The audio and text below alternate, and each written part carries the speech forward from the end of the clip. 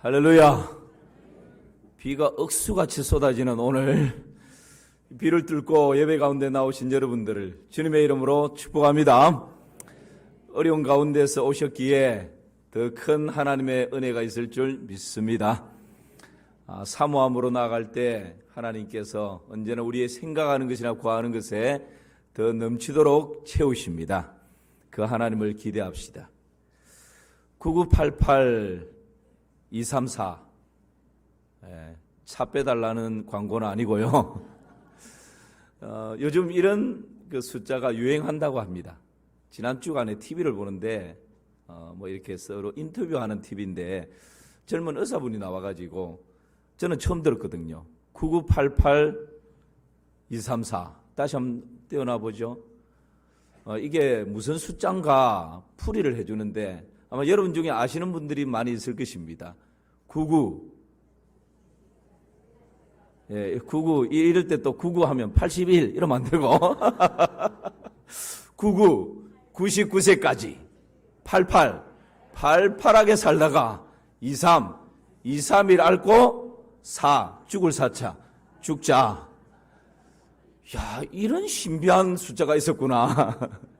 저는 저한테 한번 적용을 해봤습니다. 99 99세까지 88 88하게 설교하다가 23일 쉬고 4 죽어서 천국 가자. 할렐루야. 예. 뭐 박수까지는 저 됩니다. 이제 100세 세대가 되다 보니까 사람들마다 마음에 소망하는 게 있죠. 뭔가 개인적인 그런 비전, 꿈이라고 할 수 있겠죠. 그렇게 살면 좋겠다. 그래서 자녀들에게 피해 주지 않고 그렇게 그냥 건강하게 살다가 그렇게 하나님께 안기면 좋겠다. 그런 아마 나름대로의 꿈, 비전을 이렇게 숫자에 담아서 표현을 하고 있지 않는가 그런 생각이 들었습니다. 여러분 꿈이 있으면 망하지 않습니다. 꿈은 미래의 비전이죠. 그래서 아무리 힘들고 어려워도 비전이 있으면 포기하지 않습니다. 비전이 있으면 참아낼 수 있고요. 비전이 있으면 다시 시작할 수가 있는 것입니다. 그래서 오늘 귀로 먹는 보약 19번째, 아마 다음 주쯤 되면 이제 마무리가 되지 않을까 싶습니다. 19번째, 비전의 말입니다. 비전, 꿈의 말, 비전의 말. 이 비전의 말은 누구에게 필요할까요? 세 영역을 같이 말씀을 나눌 텐데 첫 번째는 이 비전의 말이 나 자신에게 필요합니다. 누구에게 필요하다고요? 우리 자신에게. 사람들은 대부분 자기 자신에 대해서 긍정적이고 소망스럽고 괜찮다라는 높은 자존감보다는 대부분 낮은 자존감을 가지고 있습니다. 부정적인 자신에 대한 자아상을 가지고 있습니다. 그래서 난 할 수 없어. 내가 하는 게 이렇지 뭐.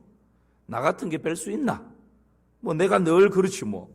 난 정말 바보 같아. 나는 왜 이럴까? 아이고 내 팔자야. 개팔자가 상팔자지. 그러면서 오히려 뭐 개팔자를 더 부러워하는, 그러면서 여러분 자기를 비하하는 그런 경우들이 의외로 저 사람 생긴 것도 괜찮고 배운 것도 있고 괜찮아 보이는데 자기 자신에 대한 평가는 굉장히 빈약한 사람들이 너무 많습니다. 여러분 왜 이런 생각들을 가질까요? 그것은 세상이 나를 평가하는 데 귀를 기울이기 때문에 그렇습니다. 다른 사람들이 나를 평가하는 그것이 절대적인 진리로 인식하고 생각하기 때문에 그렇습니다. 세상은 사람을 평가할 때 무엇을 기준으로 평가합니까? 대부분 외모입니다. 외모를 가지고 순위를 매깁니다. 그래서 요즘은 연예인들뿐만 아니라 일반 사람들도 성형수술을 하는 것을 서슴지 않고 하는 사람들이 참 많습니다. 우리 마산 3일 교회도 아마 성형수술을 하신 분들도 들어 있지 않을까라는 생각을 해봅니다. 성형수술이 너무 많아서 요즘 여러분 죽음의 사자가 사람을 잘 못 찾는데요. 하도 꽂혀가지고. 사실 외모지상주의 시대입니다. 외모지상주의 시대. 여러분 중요한 것은 세상은 이처럼 외모를 가지고 순위를 매기고 외모를 가지고 평가하고 외모를 가지고 선택하고 외모를 가지고 모든 것을 다 기준으로 삼는데 하나님도 그럴까? 여러분 어떻게 생각하세요? 하나님도 그럴까요? 아니에요. 우리 하나님께서는 결코 사람을 외모를 가지고 평가하지 않습니다. 여기 있어 외모라고 하는 것은 뭐 가지고 있는 돈도 될 수 있고 학력도 될 수 있고 뭔가 실력도 될 수 있고 소위 요즘 말하는 스펙도 될 수 있습니다. 세상은 그런 것으로 사람을 평가하고 사람을 선택하지만 하나님께서는 결코 그런 분이 아니라는 거예요. 여러분 하나님께서 사무엘 선지자를 이새의 집에 보냅니다. 왜 보낼까요? 그 이새의 집에 가서 그 자녀들 중에 내가 선택한 자녀가 있는데 그 자녀에게 기름을 부어서 왕으로 삼으라는 거예요. 사무엘 선지자가 이새의 집으로 갔습니다. 그랬더니 이새의 집에 자녀들을 한 명씩 사무엘 선지자 앞으로 나오게 합니다. 제일 처음에 등장한 인물이 누구죠? 엘리압입니다. 우리 마산 3.1교회 수준이 이 정도는 돼야 됩니다. 엘리압을 딱 보는 순간 여러분 이때 당시 사무엘 선지자는 영성이 아마 그 나라 가운데서 가장 뛰어난 사람이에요. 하나님과 직통하는 사람이었습니다. 그러니까 사무엘 선지자가 엘리압을 딱 보는 순간 이 자녀 맞네. 키도 크고 외모도 뭐 홀쭉하고 그러니까 이 사무엘 선지자 마음속에 뭐 다른 사람 볼 필요도 없다. 엘리야에게 기름을 부어서 왕으로 삼고자 하는 마음이 이렇게 쑥 일어나요. 그런데 하나님께서 뭐라 그러시죠? 너 아니라는 거예요. 그 다음에 아비나답이 지나갑니다. 삼마가 지나갑니다. 여러분 이 이새의 집에 7 자녀들이 다 지나갔는데 하나님이 아니라는 거예요. 사무엘 선지자가 이새에게 이 자녀들 말고 뭐 다른 자녀들이 없냐? 라고 물어봅니다. 그랬더니 이새가 뭐라 그럽니까? 그 막내가 있긴 한데 저 들에 나가서 지금 양치고 있다고. 다른 말로 하면 자녀 한 명이 있긴 있는데 별 볼 일 없는 자녀라고. 그 자녀는 볼 필요도 없다. 뭐 이런 투의 뉘앙스예요. 근데 여러분 사무엘 선지자가 뭐라고 그럽니까? 그 자녀를 데려오라고. 여러분 다윗이 들에서 양을 치다가 갑작스럽게 부름을 받고 헐레벌떡 지금 뛰어왔지 않겠어요? 아마 신발도 제대로 신지 않고 발에는 먼지가 묻어있고 얼굴에도 뭐가 묻어있고 옷은 목동에 오시니까 초췌하고 아마 들에서 양을 치는 가운데 있었으니까 땀냄새도 나고 키키하고 그런 모습으로 왔어요. 근데 하나님께서는 바로 이 자녀가 내가 택한 이스라엘의 왕이라고. 이 자녀에게 기름을 부어 왕으로 세우라는 것입니다. 할렐루야. 그러면서 하나님 뭐라 말씀하십니까? 사무엘상 16장 7절 말씀. 시작. 여호와께서 사무엘에게 이르시되 그의 용모와 키를 보지 말라. 내가 이미 그를 버렸노라. 내가 보는 것은 사람과 같지 아니하니 사람은 외모를 보거니와 나 여호와는 중심을 보느니라 하시더라. 할렐루야.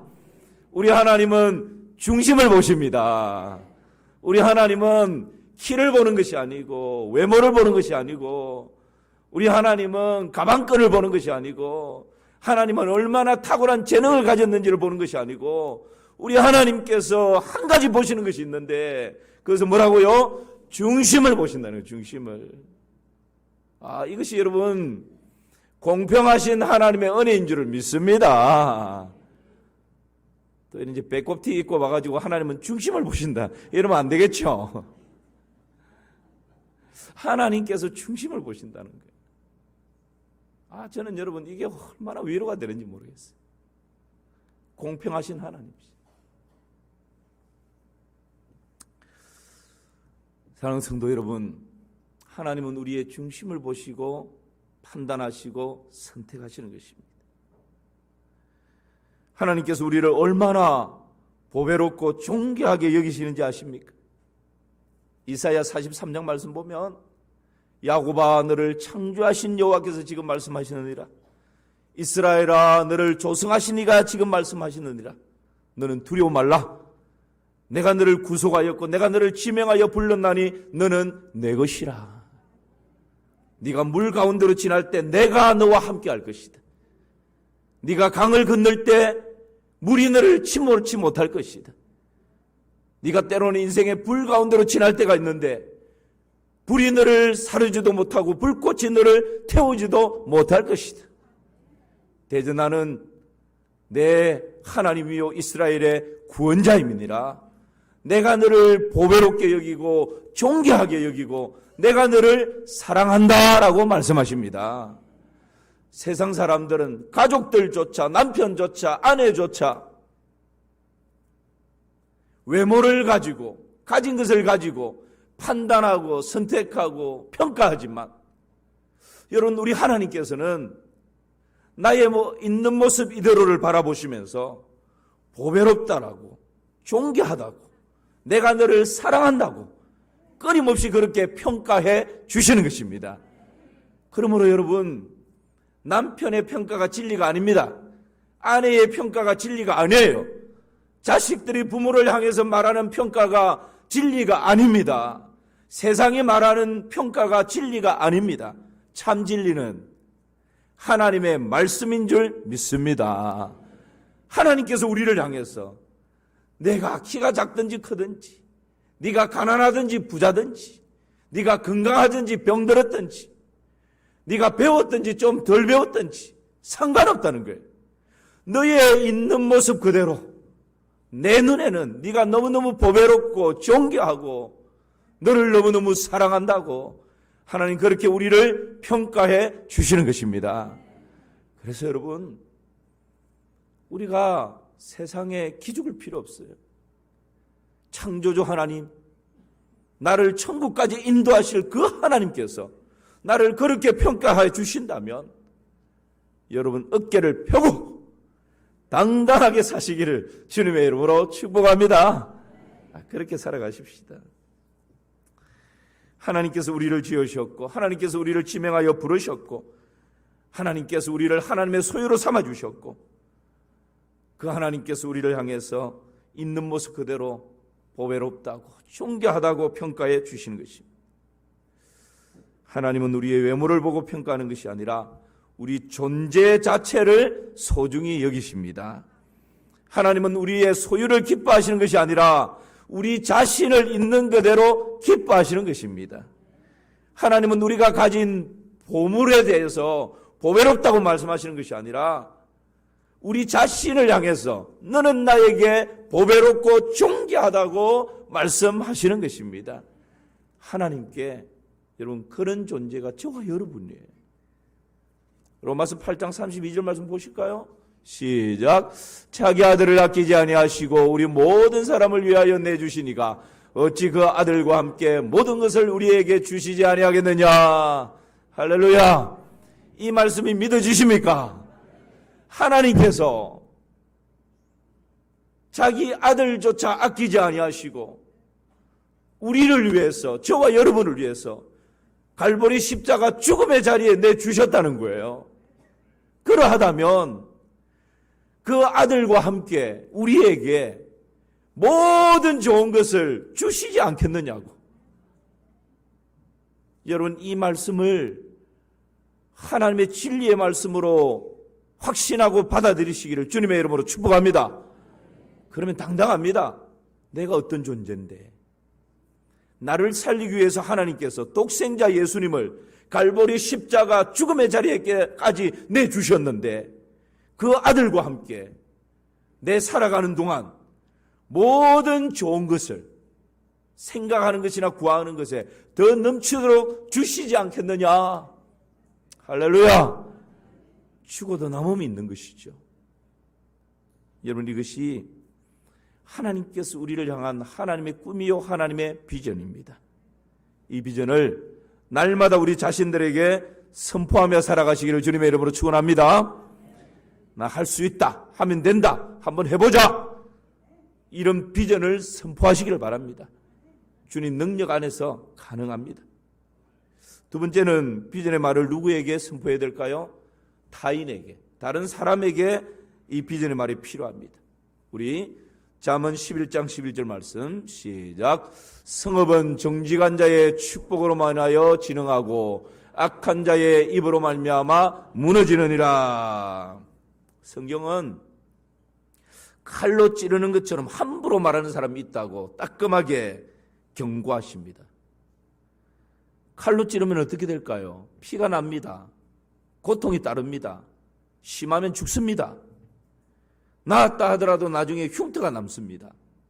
말이 그렇다는 거예요.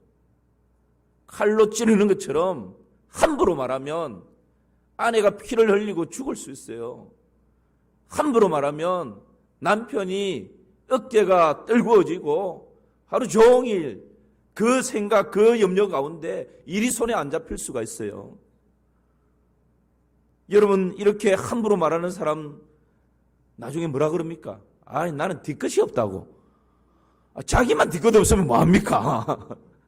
상대방은 지금 그 말을 듣고 잠을 자지 못하는데, 밥맛이 떨어져 버렸는데, 사람 만나기가 싫어졌는데.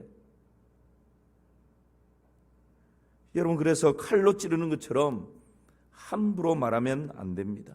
우리는 서로를 축복하는 말을 더 많이 해야 합니다. 그래서 성읍은 정직한 자의 축복으로 인하여 어떻게 한다고요? 진흥한다 말씀합니다.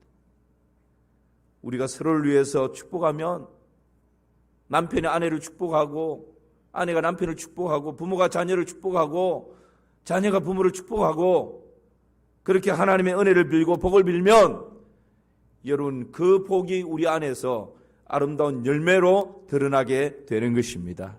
이것이 비전의 말이에요. 비전의 말. 마귀는 끊임없이 참수합니다.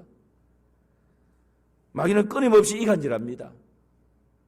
부부관계를 이간질합니다. 부모 자식 관계를 이간질합니다. 우리 교회 공동체 믿음의 식구들의 관계를 이간질합니다. 이게 마귀의 짓이에요. 거짓말하고 속이고 이간질하고 분열하고 대적하는 것, 이게 여러분 마귀의 주 업무입니다. 그러므로 여러분 마귀에게 속지 마시기를 주님의 이름으로 축원합니다. 마귀의 손에 놀아나면 안 돼요. 누군가 어떤 사람에 대해서 이간질하는 말을 한다. 귀를 막아버리세요. 안 되면 그 자리를 떠나버리세요. 여러분 이렇게 마귀가 우리 가정을 파괴하려고 틈바구니 속으로 들어와서 끊임없이 이간질하는데 거기에 허하고 아무 대책 없이 그냥 있으면 가정이 파괴되는 것입니다. 우리 교회 공동체를 이 마귀가 이간질해서 분열시키려고 이렇게 저렇게 막 돌아다니는데 거기에 먹잇감이 되면 안 되는 것입니다. 그래서 야고보서 4장 7, 8절에서는 이렇게 말씀합니다. 시작.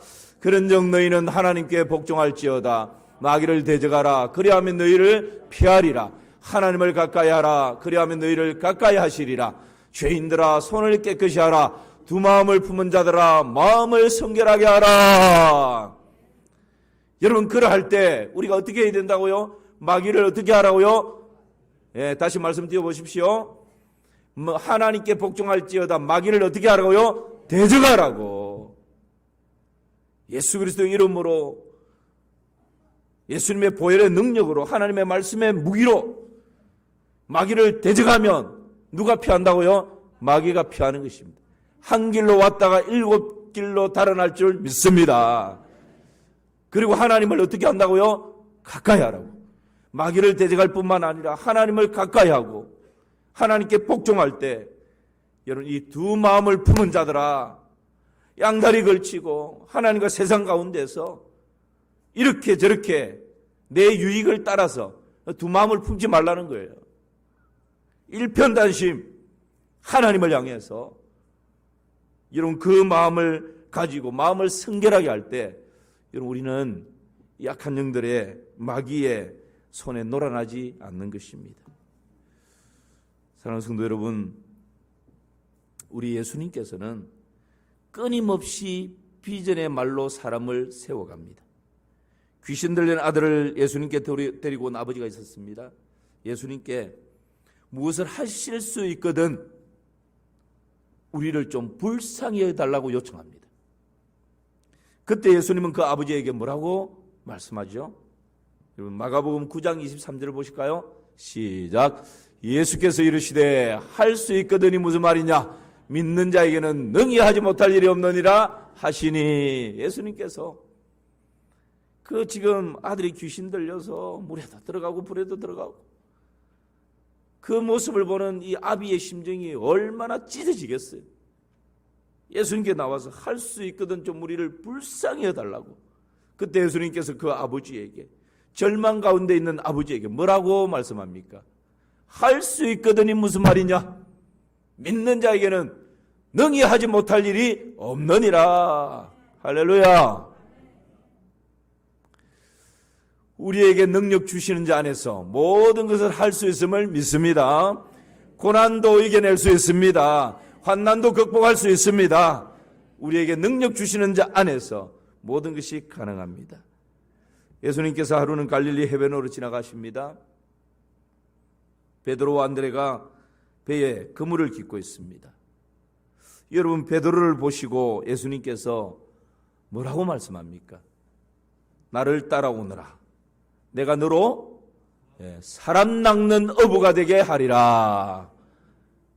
지금 베드로가 어떤 사람인데요? 갈릴리 호수예요. 바다도 아니고 원양어선을 타고 저 큰 넓은 태평양으로 나가는 것도 아니고 그 호수에서 고기 잡는 어부, 그저 평범한 어부, 물고기 잡다가 지금 그물을 깃고 있으니까 막 비린내 나는, 고기 비린내 나는 어부, 그 베드로 어부를 향해서 예수님께서 뭐라고요? 나를 따라오너라. 내가 너로 사람 낚는 어부가 되게 하리라. 할렐루야. 이것이 비전의 말입니다. 그 갈릴리 어촌에 별 볼 일 없는 고기 비린내 나는 어부에 불과한 그 베드로에게 우리 주님께서 사람 낚는 어부의 비전을 주시는 것입니다. 비전을 말하는 것입니다. 어떻게 됐습니까? 비전을 선포할 때 비전의 말대로 되는 것입니다. 나중에 베드로가 한 번 설교했더니 3,000명이 돌아옵니다. 또 한 번 설교했더니 5,000명이 주께로 회개하고 돌아옵니다. 정말 여러분 사람 낚는 어부가 되지 않았습니까? 1858년 뉴욕에 한 가정에서 아이가 태어났습니다. 그 아이는 소아마비로 다리를 저렸고 시력도 극도로 나빴습니다. 게다가 천식으로 인해서 호흡 곤란 때문에 바로 앞에 이렇게 있는 촛불도 후 하고 끄지 못할 정도로, 그 정도로 호흡이 딸리는 그런 아이였습니다. 이 아이가 11살이 되던 날, 이 아버지가 이 아이에게 이런 비전의 말을 들려줍니다. 사랑하는 아들아, 네가 가진 장애는 장애가 아니란다. 네가 만일 오늘 전능하신 하나님을 참으로 신뢰한다면, 그리고 하나님이 너를 도와주신다면 오히려 너의 장애로 인해 모든 사람이 너를 주목할 것이고 너는 진실로 역사에 신화 같은 기적을 남기는 놀라운 삶을 살 수 있단다. 이 말이 이 아이의 가슴에 비전의 말로 꽂혔습니다.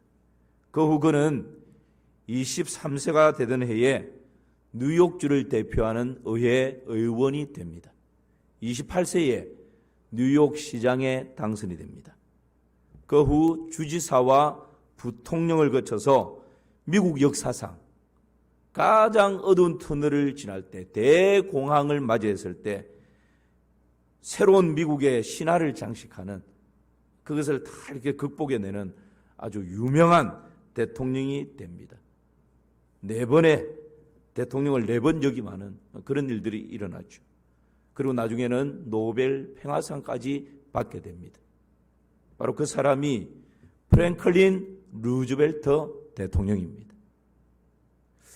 이처럼 비전의 말 한마디가 누군가의 인생을 획기적으로 바꾸어 놓을 수 있는 것입니다.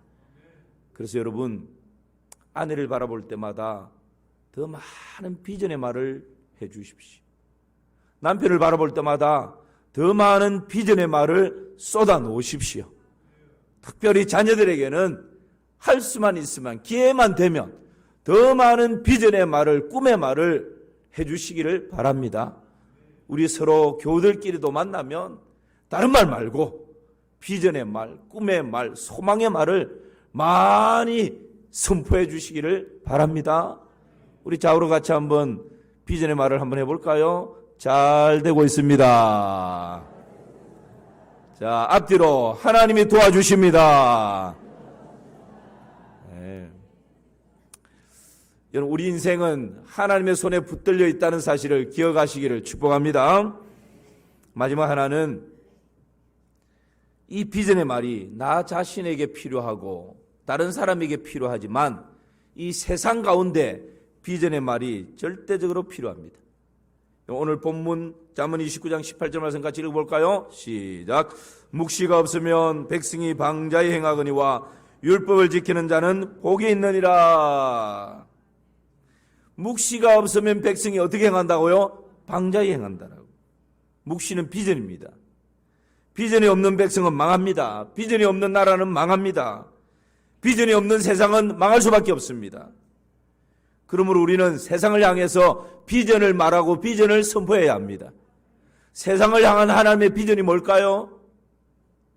요한복음 3장 16절입니다. 같이 읽어볼까요? 하나님이 세상을 이처럼 사랑하사 독생자를 주셨으니 이는 그를 믿는 자마다 멸망하지 않고 영생을 얻게 하려 하심이라. 할렐루야. 이것이 여러분 세상을 향한 하나님의 비전이요 하나님의 꿈인 것입니다. 하나님께서는 이 세상을 아름답게 창조하셨습니다. 사람을 하나님의 형상을 따라 걸작품으로 지으셨습니다. 그리고 하나님 창조하신 세상을 네가 다 다스리라고, 네가 다 통치하라고 하나님께서 위임시켜 주셨습니다. 그런데 사람이 교만해졌습니다.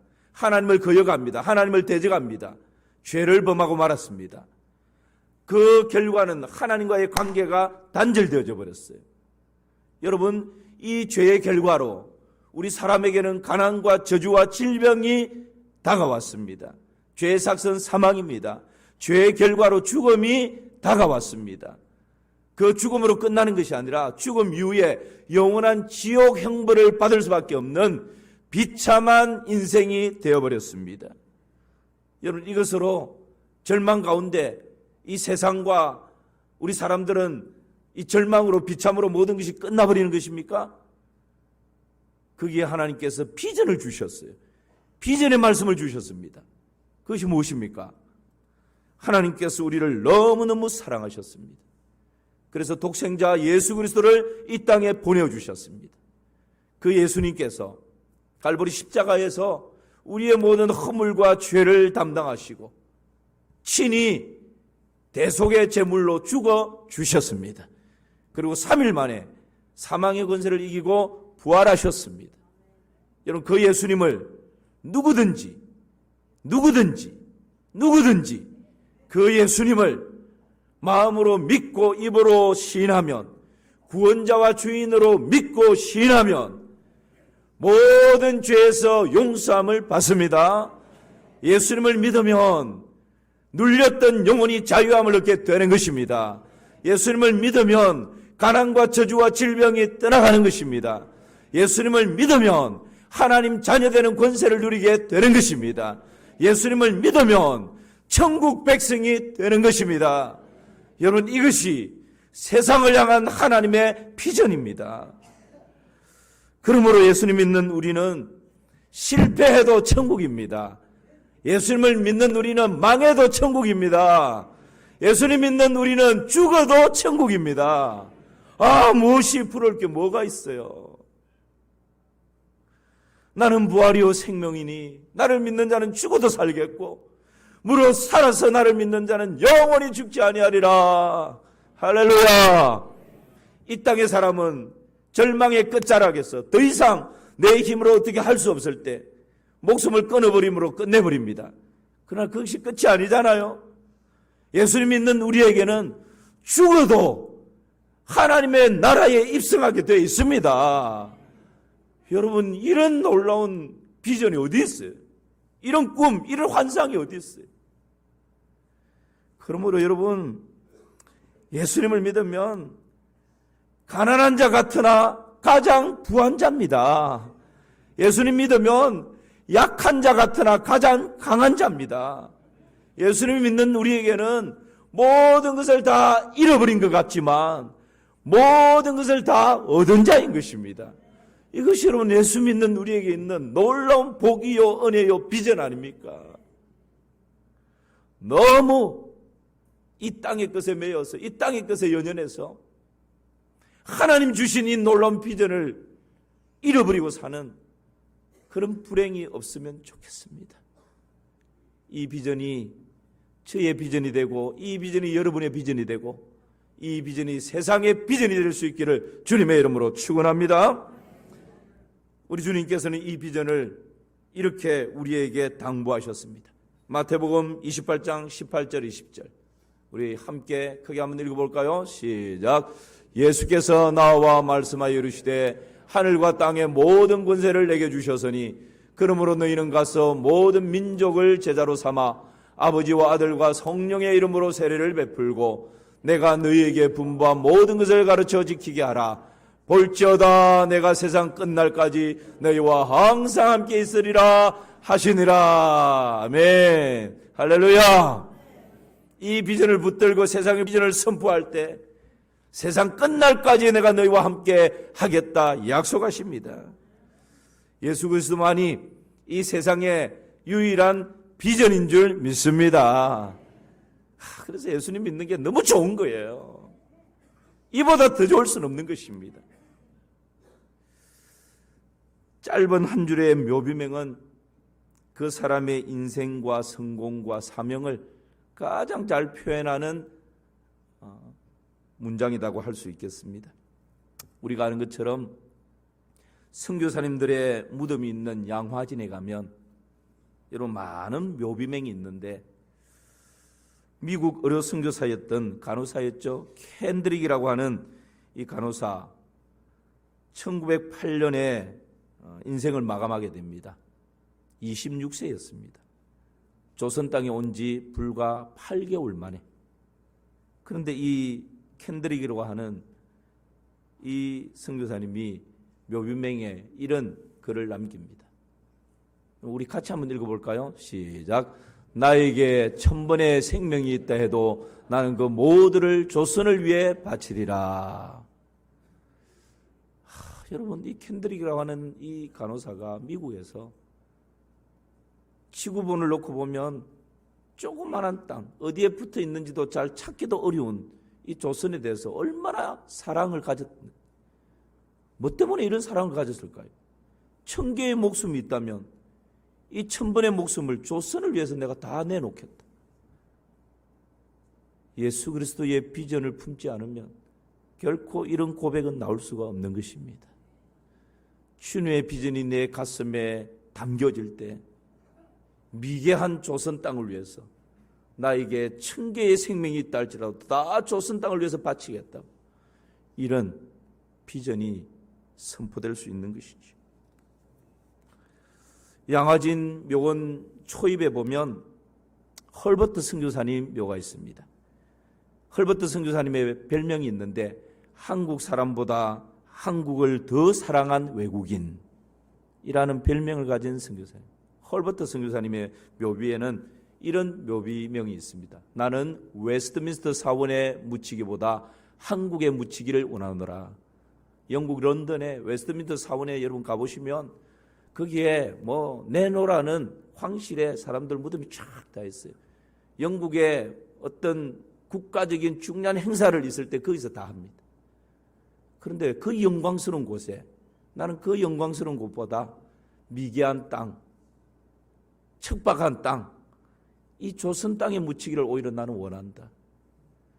주님의 비전을 품지 않으면 여러분 미개한 이 땅을 위해서 이런 고백을 할 수 있겠습니까? 언더우드 선교사님은 그때만 해도 지금 대한민국이 아니잖아요. 그때만 해도 열악하기 그지없는 조선에서 생활하면서 얼마나 힘들었는지 여러분 이런 묘지맥을 남깁니다. 항상 기뻐하라, 쉬지 말고 기도하라, 범사에 감사하라. 참된 기쁨과 감사가 어디에 숨겨져 있는지를 알았던 분이죠. 아펜젤레 선교사님은 이런 묘비명을 양화진에 남겼습니다. 우리 같이 한번 읽어볼까요? 섬김을 받으러 온 것이 아니라 섬기러 왔습니다. 여러분, 아펜젤레 선교 엘리트입니다. 그냥 조국에 있으면 사람들에게 존경받고 섬김받으면서 한 가정 행복하게 잘 살 수 있는 사람이에요. 그 모든 거 다 내려놓고 미개한 땅 조선에 와서 여러분 혼신의 힘을 다해서 섬기잖아요. 주님의 비전이 내 마음에서 불타지 않으면 결코 이런 삶을 살 수 없죠. 그래서 소설가 정연희 씨는 양화진에 대해서 이렇게 글을 쓰고 있습니다. 양화진, 영혼의 고향 하늘나라로 가는 길목. 100여 년 전 이 땅을 예수께서 지정하신 땅 끝으로 믿고 아비의 집을 떠난 젊은이들이 그 생애를 기꺼이 바치고 주 안에서 잠든 곳. 참 이 대목, 영혼의 고향 하늘나라로 가는 길목. 그래서 저는 우리 마산 3.1교회가 하나님의 비전을 이루는 길목이 되기를 주님의 이름으로 축복합니다. 누군가 구원의 길로 가는데 디딤돌이 필요하다면 우리 마산 3.1교회가 기꺼이 그 한 사람을 위한 디딤돌이 되기를 축복합니다. 이것 때문에 하나님께서 50여 년 전에 우리 마산 3.1교회를 세우신 줄을 믿습니다.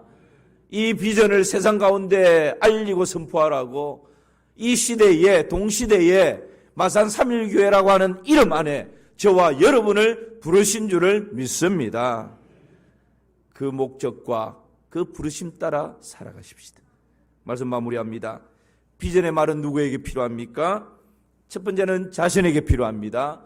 두 번째는요, 다른 사람에게 필요합니다. 세 번째는요, 세상 가운데 필요합니다. 새롭게 시작되어지는 한 주간 여러분의 입술을 통해서 자신에게, 다른 사람에게, 세상 가운데 이 비전의 말을 더 많이 선포하시기를 주님의 이름으로 축원합니다. 하나님 고맙습니다. 오늘도 비가 많이 오는 날씨 가운데서도 저희들의 발걸음을 주의 전으로 인도하시니 감사합니다. 비전을 품게 하시고 비전의 말을 하게 하시고 세상 가운데 당당하게 살아가게 하여 주시옵소서. 예수님의 이름으로 기도하옵나이다. 아멘.